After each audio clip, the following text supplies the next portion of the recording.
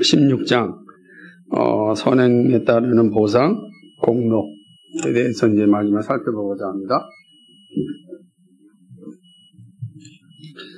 우리가 이 믿음과 선행, 또 선행에 따르는 보상, 그리고 공로, 이게 매우 의미 있는 장면이기도 합니다. 종종 이렇게 질문하잖아요. 예수 믿는 사람들 좀 부자가 되면 안 되겠습니까? 이런 질문들, 그죠? 자주 듣습니다. 오늘도 그렇게 질문을 받으면서, 그렇지, 예수 믿는 사람이 부자 되면 참 좋겠다 생각을 합니다. 그런데 성경은 우리에게 부자가 되는 길을 알려주지 않습니다. 그리고 오히려 부자가 천국에 가는 것이 낙타가 바늘길을 통과하는 것보다 어렵다라는 경고의 말씀도 보여줍니다.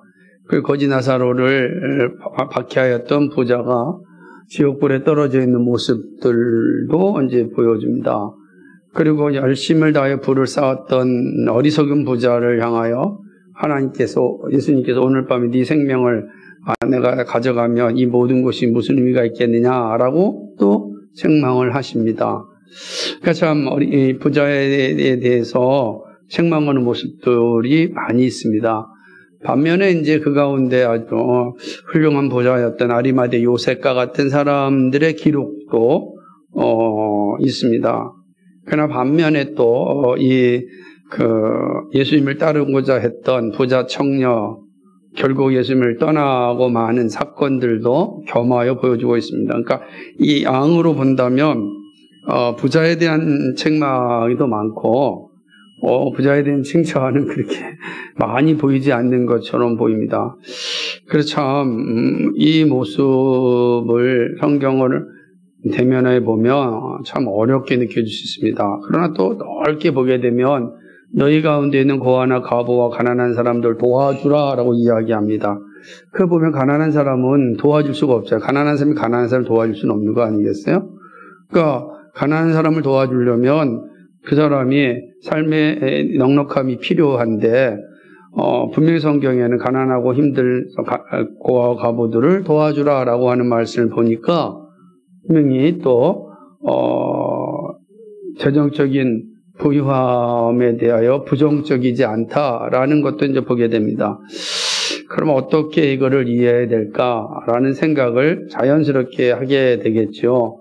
우리 시대의 표현처럼 얘기한다면 얼마 전에 그 세계에서 가장 부자라고 하는 빌 게이츠라는 사람이 인터뷰에서 자신은 부자로 죽고 싶지 않다라고 하는 그 말처럼 그게 어쩌면 하나의 모습일 수도 있죠. 부자로 살 수 있으나 부자로는 죽지 않겠다라고 하는 내용은 또 우리에게 많은 울림을 주고 있는 것 같습니다.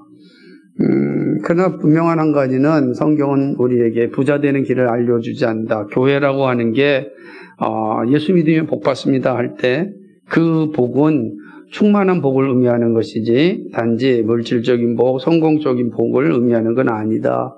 그래서 예수 잘 믿어도 직장생활이 어려울 수 있고 직장을 갖지 못할 수도 있는 겁니다. 여러 번 실패하며 어려운 시간들을 보낼 수 있는 것들이 사실입니다. 그런데 많은 사람들은 예수 믿으면 복 받는다라고 하고 그리고 복 받는 길을 자꾸만 말하고자 합니다. 그러다 보니까 복 받는 기술들을 자꾸만 가르치는 거죠. 새벽 예배를 잘 나와야 된다. 또 금식기도를 열심히 해야 된다.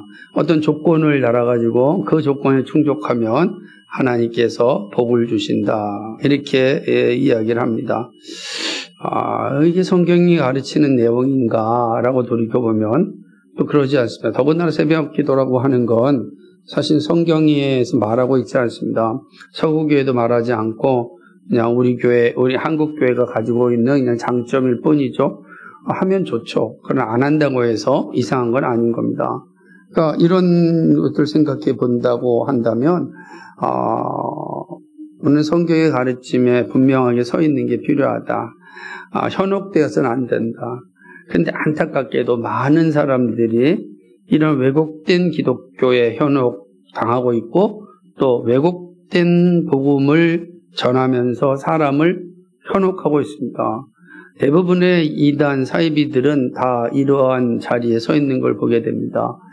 그래서 믿음의 선배들은 이 합당한 보상에 대한 성경의 가르침이 무엇인지를 명확하게 이제 기록하였고 남겨주었습니다. 우리가 그 사실을 잘 알고 믿는 게 얼마나 중요한지 모릅니다. 그러니까 이미 우리의 신앙은 최소한 500년 동안은 흔들리지 않고 왔고, 그리고 초대교부터 지금까지 같은 복음을 전해주었지만 중간중간마다 왜곡되고 부패한 이들로 말미암아 복음에서 이탈되는 모습들을 자주 보게 됩니다. 제가 오늘 쓴 칼럼도 잘 한번 읽어보신다면, 우리가 선한 창조계지만 부패한 세상 속에서 살아가므로 선함을 제대로 누리지 못하고 있는 그런 현실을 지금 보게 되는 것입니다. 그 가운데 오늘 우리가 살펴볼 이 선행에 따르는 보상 그리고 공로, 이것은 아주 오랜 시간 동안 논쟁이 되었던 부분이고, 그리고 그 논쟁으로 인하여 왜곡된 신앙들이 많이 양산되기도 하였습니다. 그러나 이 부분에 바르게 정립이 되지 아니하면 사실은 열심히 믿으나 열심히 기도하나 그것은 나를 위하여 한 것이냐라는 책망을 받게 됩니다. 우리 그런 책망을 받는 자리에 서지 않으려면 우리는 정말로 이 부분에 있어서 바르게 정립되어야 된다라고 생각을 합니다. 우리가 살펴볼 내용은 이제 37페이지인데 지난주에 했던 걸 한번 읽어보면서 그 다음 나가겠습니다. 우리는 선행에 의해서 구원 얻는 것이 아니다 라고 하는 이 명제를 우리가 잊지 말아야 됩니다. 구원은 선행으로 얻는 것이 아니라 구원받은 자가 선행을 베푸는 것입니다. 그래서 선행 그 자체는 우리 안에 심겨준 하나님의 마음이기 때문에 그거로 인하여 구원받냐 안 받느냐가 결정되는 것이 아닙니다.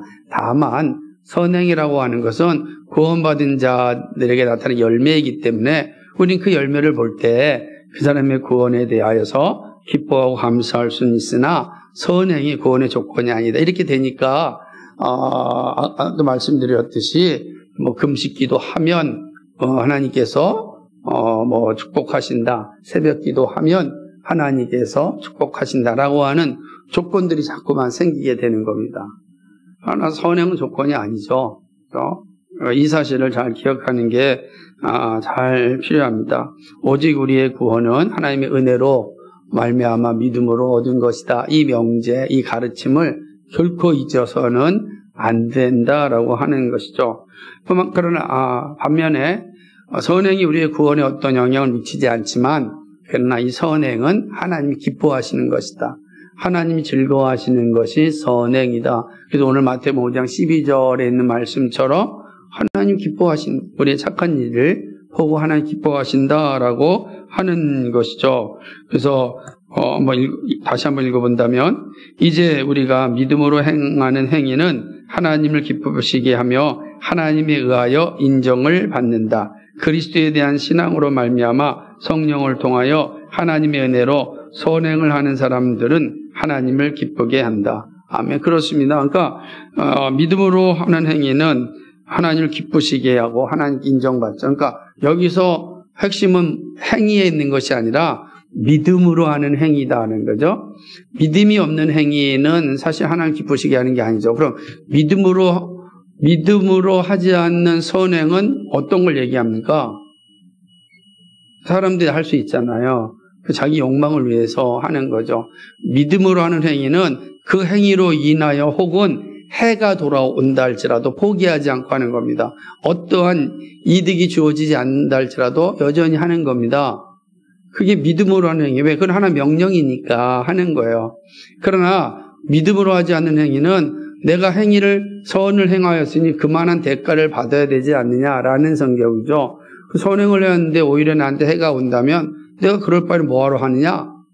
라는 마음이 생기는 거죠. 일반적이잖아요. 그런데 믿음으로 하는 행위는 그렇지 않습니다. 하나님이 기뻐하신 행위는 그의 결과에 상관없이 그의 전제가 중요한 거죠. 그래서 내가 믿음으로 행하였기 때문에 그것이 하나님 기쁘게 받으시는 거죠. 그래서 제가 예를 드는 것처럼 우리가 이렇게 명절 때마다 선물을 보내는 것은 그는 어떤 선물을 통해서 어떤 조건을 얻기 위한 것이 아니고 믿음으로 한 행함입니다. 하나님께서 교회를 통하여 그 일을 하라 말씀하셨기 때문에 우리가 우리의 이웃을 향해 가난한 자와 과부와 고아를 믿음으로 돕는 겁니다. 그것으로 끝나는 거죠. 그 다음에 열매는 오직 주님께 있는 겁니다.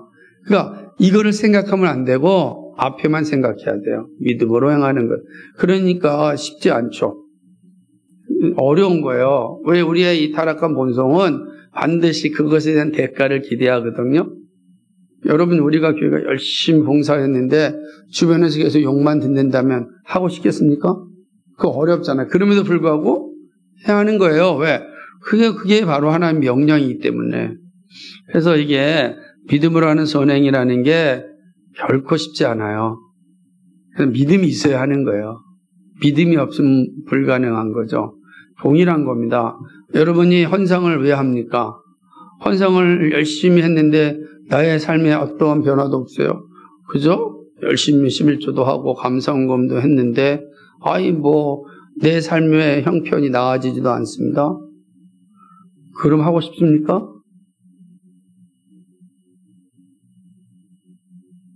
그러니까 우리가 헌상을 그런 조건으로 생각한다면 그 믿음으로 한 행위가 아니기 때문에 하나님이 기쁘시게 받는 게 아니다라고 하는 거예요.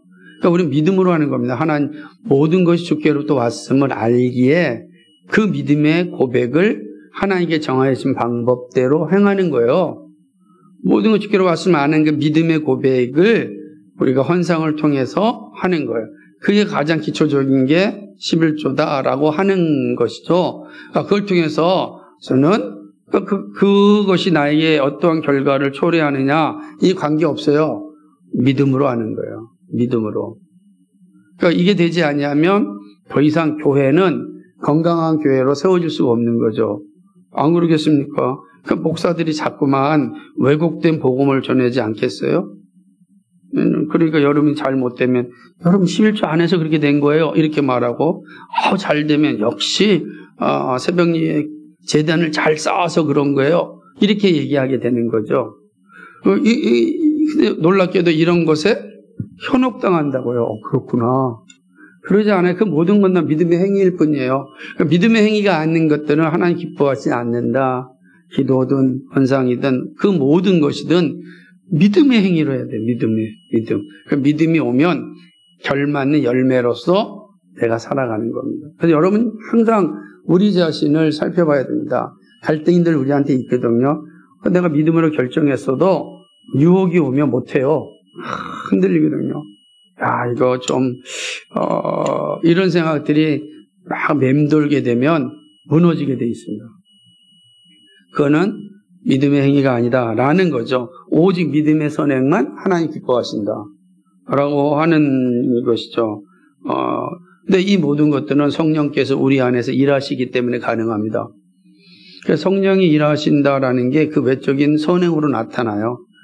기쁨으로 감당하죠. 여러분 그러나 이제 성령이 여러분을 인도하지 않으면 온갖 여러분의 생각들이 여러분을 지배합니다. 그냥 온갖 핑계거리가 막 생기고요. 다 생기잖아요. 이것도 안 되고 이것도 힘들고 다 핑계거리가 생기면 내가 선을 행하는 일에 힘쓰지 못하는 거죠. 그래서 오늘 여기 보면은 그리스도에 대한 신앙으로 말미암아 성령을 통하여 하나님의 은혜로 선행을 하는 사람들을 하나님이 기쁘게 받으신다. 이게 믿음이, 이게 진짜 신앙이에요, 신앙. 이게 진짜 신앙인 것이죠. 그러니까 여러분이 좀 우리 모두가 진짜 신앙을 잘 소유했으면 좋겠어요. 그래서 사람들이 저 사람 정말 예수 믿는 사람 맞네 라고 하는 소리를 좀 들었으면 좋겠다 생각을 하는 것입니다. 그러나 우리는 이 믿음으로 향하는 선행을 가르치지 거짓되고 철학적인 덕행을 가르치지는 않습니다. 거기 참 재밌는 거야. 한번 읽어볼까요? 시작. 그래서 우리는 거짓된 선행이나 철학적인 선행이 아니라 참된 선행과 신자의 옳은 삶에 대하여 부지런히 가르친다. 우리는 복음을 입술로만 찬양하고 고백하면서 그것을 부끄러운 삶에 의하여 욕되게 태만하고 위선적인 사람들을 책망하는 한편 될 수 있는 한 우리는 모든 사람들에게 부지런히 그리고 열심히 이 선행을 권하는 바이다. 이 일에 관하여 우리는 하나님의 무서운 심판의 위협을 저들에게 제시한 다음 하나님의 풍요로운 약속과 관대한 보상을 보여준다. 우리는 저들에게 권고하시고 위로하시고 질책하시는 하나님의 행동을 보여주어야 한다. 그렇죠. 우리는 바른 선행을 가르친다. 끊임없이 가르쳐야 돼요. 교회가 이거를 주춤해서 가르치지 아니하면 잘못된 이 철학적이고 관념적인 덕행이 우리를 지배하게 되는 거죠. 그것은 어쩜 이 세상 사상에 점령당한 것일 겁니다. 그것 가운데 하나가 뭐냐면 고지론 같은 거죠. 야, 큰 일을 하려면 높은 자리에 올라가야 된다. 그리고 돈을 좀 많이 벌어야 된다. 라고 하는 생각을 하는 거예요. 하나님의 일과 높은 자리는 아무 의미가 없어요. 그죠? 하나님의 일과 높은 자리는 관계가 없다는 거예요. 하나님의 일은 똑같아요. 어디서 하나. 다 하나님의 일이에요. 사람의 생각이 경중을 만들고 계급을 만들지 하나님의 시각에는 그게 없어요. 그 사람이 있는 자리에서 선행을 행하는 것이 하나님의 기뻐하심이란 말이에요. 하나님 기뻐하심. 그런데 우리가 이러한 잘못된 시각에 빠지면 위험해져요. 여러분도 고지론에 빠지면 참 씁쓸한 상황이 됩니다. 그렇게 안 할 것 같아도 사람들이 향하는 겁니다. 참 왜 그런지 잘 모르겠어요. 여러분 누가 어떤 결과를 얻은 거에 대해서 많은 사람 앞에 프랭카드를 펼치고 자랑하는 게 그게 되게 멋있는 것 같지만 그러지 않습니다. 오히려 그런 것들을 지향하고 정말 겸손하게 하나님께 나아가는 삶을 살아야 되는데 이 잘못된 것 가르치면 이렇게 되는 거죠. 그러니까 교회 주보에 자꾸만 어디 대학 들어가서 축하해줍시다. 어디 됐으니까 축하해줍시다.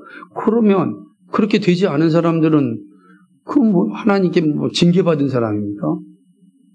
그거 않잖아요. 아닌데도 불구하고 우리의 의식에 그런 게 생긴다. 우리의 의식이 생긴다. 되게 어려워요.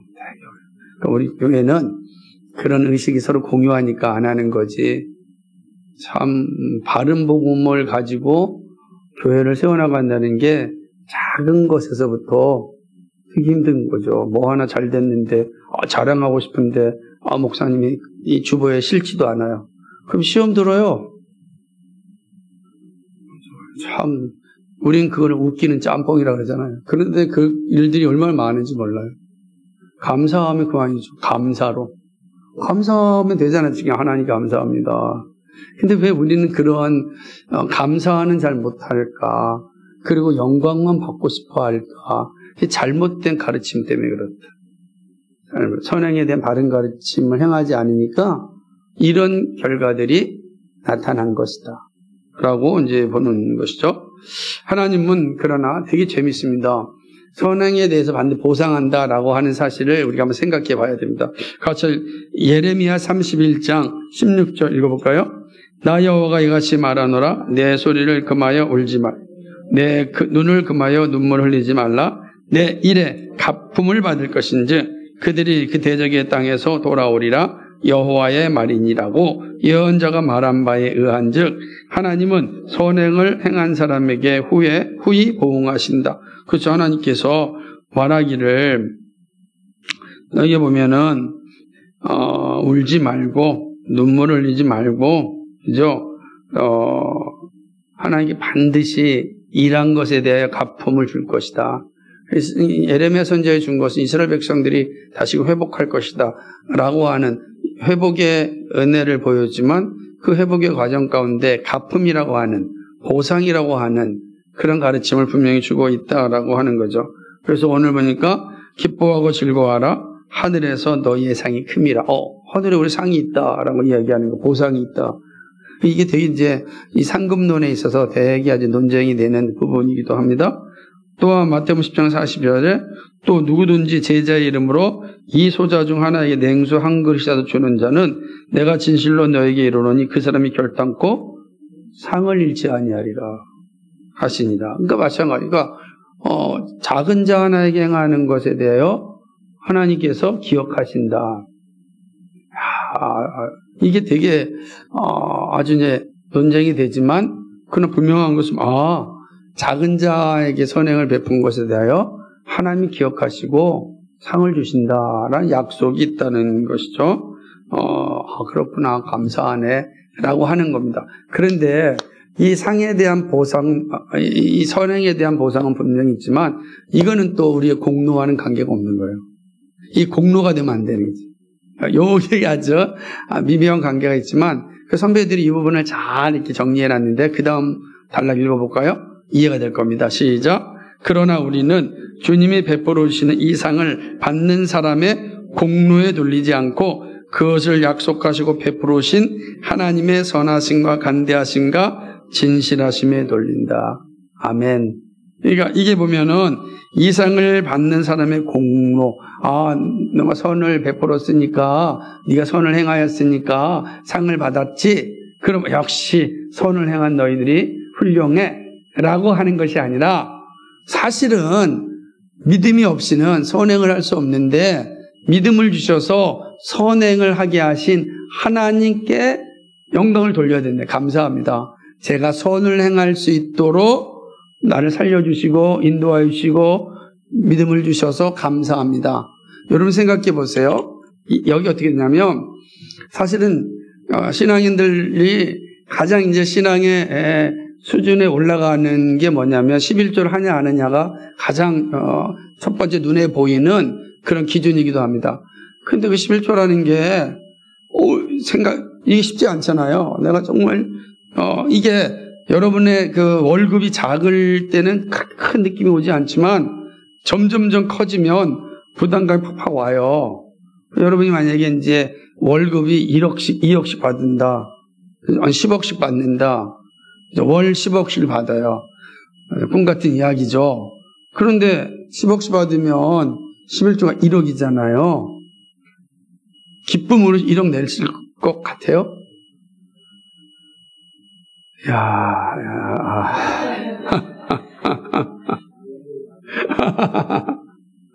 쉽지 않은 거예요.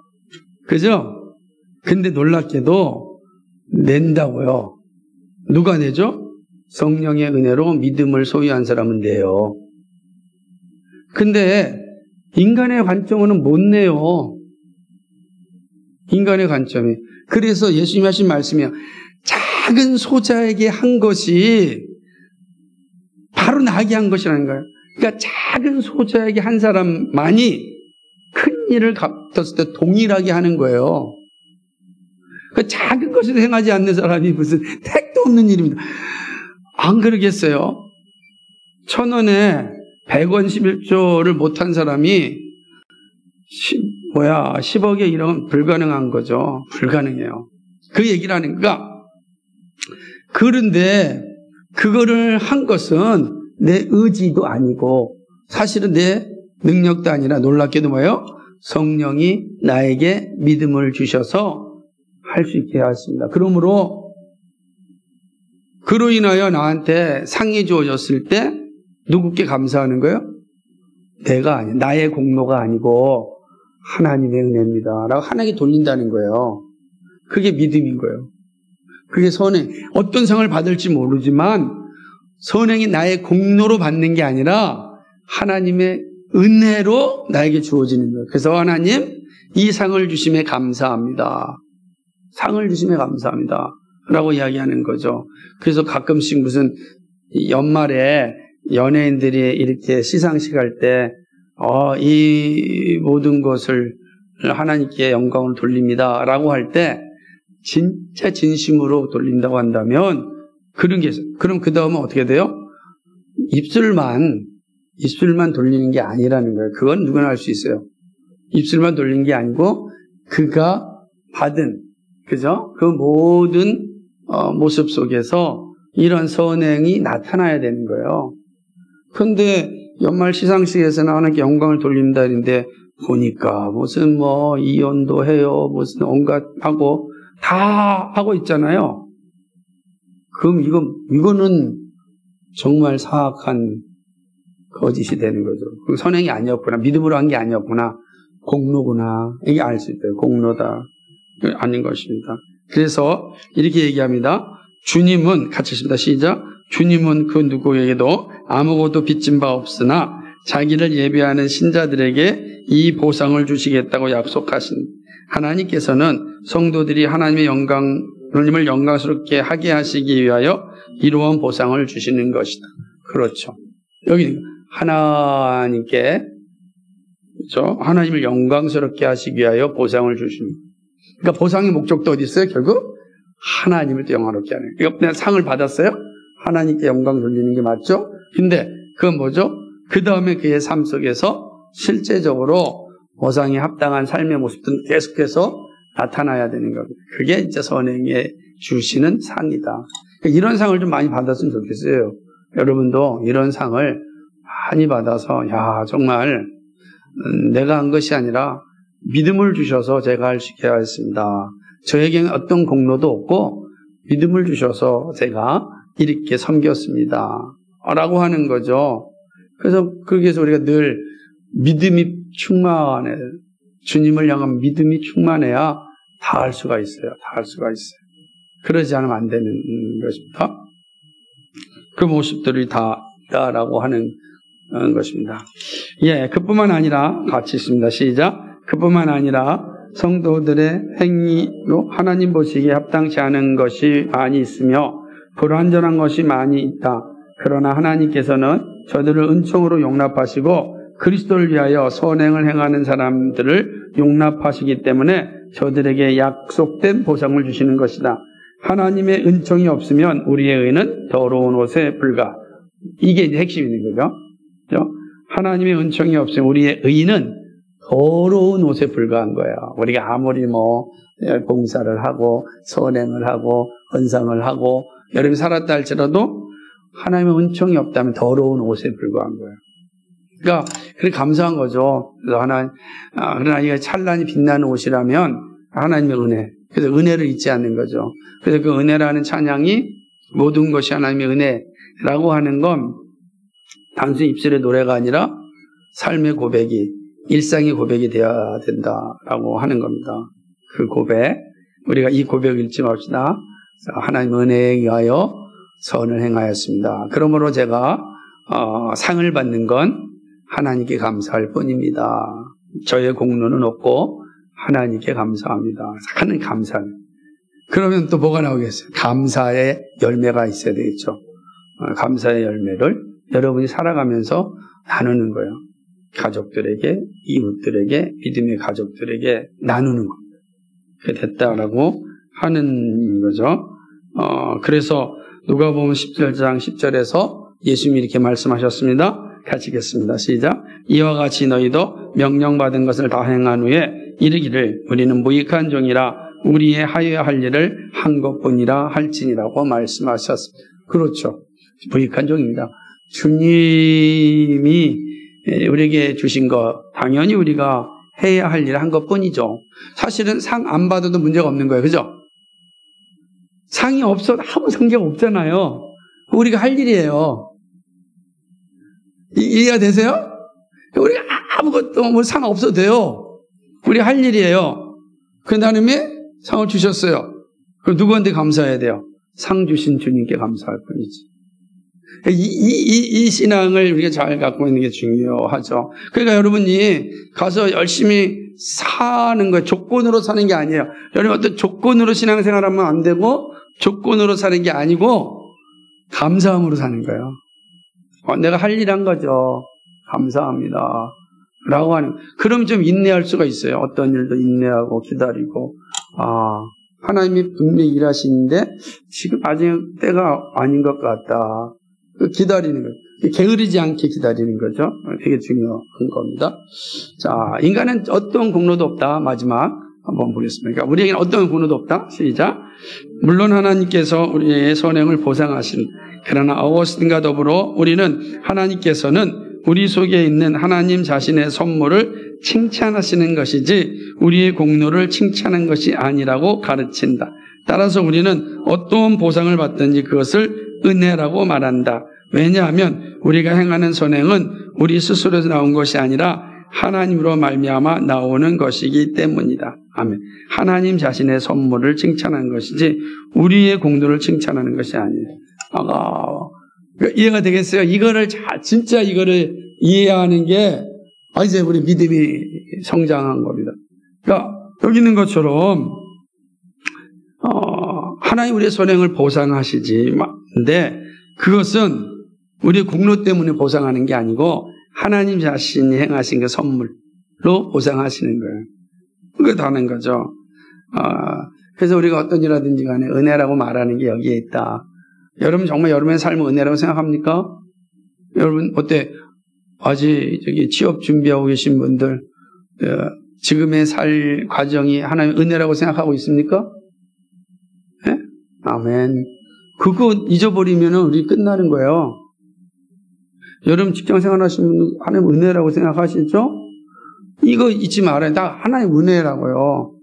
각자 사람들은 어떤 사람은 지금 준비하고 있고 어떤 사람은 뛰어가고 있고 어떤 사람은 골 인전 가까워 있을 뿐이에요. 은혜다라고 하는 거죠. 중고등부 친구들 그러지 않습니까? 지금 여러분에게 중학교 생활이 하나님 은혜죠. 그죠? 네. 춤을 우리 세희가 춤을 잘 추기를 원하고 있어요. 잘 추고 있습니까? 네. 얼마나 잘 추는지 한번 앞에서 좀 봤으면 좋겠어요. 감사한 거죠. 잘 수 있다는 게 감사합니다. 여러분 우리가 작은 것에 감사할 때 큰 것에서 죄 짓지 않아요. 이해되세요? 작은 것에 감사할 줄 알아야지 큰 선물을 받을 때 죄 짓지 않는다고요. 그러면 반드시 죄 져요. 여러분 어떤 죄가 짓겠습니까? 교만한 죄, 허영의 죄, 탐욕의 죄를 다 짓습니다. 여러분 작은 것에서 좀 하나님을 위하여 멋지게 좀 살아왔으면 좋겠습니다. 여러분의 직장, 여러분의 삶이 거저 주어진 것이 아니라 하나님의 은혜라고 한다면 정말 은혜에 합당한 선행을 나타낼 수 있길 바랍니다. 작은 것에서부터. 그게 중요하죠? 그래서 우리가 바울은 고린도서 4장 7절에 같이 읽겠습니다. 시작.